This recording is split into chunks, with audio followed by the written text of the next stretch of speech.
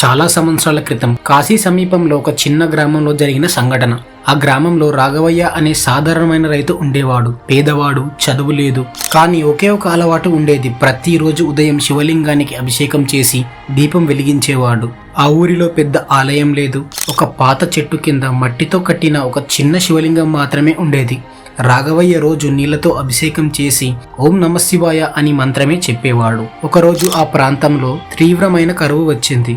పంటలు ఎండిపోయాయి, నీరు లేదు, చాలా మంది ఊరు విడిచి వెళ్ళిపోయారు. కానీ రాఘవయ్య మాత్రం ఆ శివలింగాన్ని వదలలేదు. ఒకరోజు రాత్రి భారీ వర్షం, పిడుగులు, గ్రామం మొత్తం భయంతో వణికిపోతుంది. అప్పుడు రాఘవయ్యకు ఒక అద్భుతమైన కల వచ్చింది. ఆ కలలో అదే శివలింగం నుంచి తెల్లని వెలుగు బయటికి వచ్చి ఒక గంభీరమైన స్వరం వినిపించింది. నీ భక్తి మాటల్లో లేదు, నీ నించల మనసులో ఉంది. మరుసటి రోజు ఉదయం ఆ శివలింగం కింద నేల పగిలి నీరు ఉప్పొంగి వస్తుంది. అది సాధారణమైన నీరు కాదు, ఎప్పటికీ ఎండిపోని నీటిదారులా వస్తుంది. అప్పటి నుంచి ఆ గ్రామంలో కరువు లేదు. ఈ రోజుకి ఆ ప్రాంతంలో ఆ శివలింగాన్ని జలేశ్వర లింగం అని పిలుస్తారు. ఈ సంఘటనలో శివుడు ఏమన్నా అడిగాడా?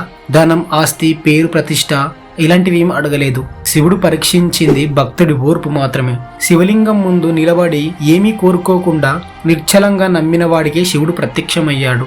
అందుకే అంటారు, శివలింగం కోరుకున్నది ఇవ్వదు, నీకు అవసరమైనది ఇస్తుంది అని. అలాగే మీరు శివాలయం వెళ్ళినప్పుడు మీరేం కోరుకుంటారో కామెంట్లో చెప్పండి.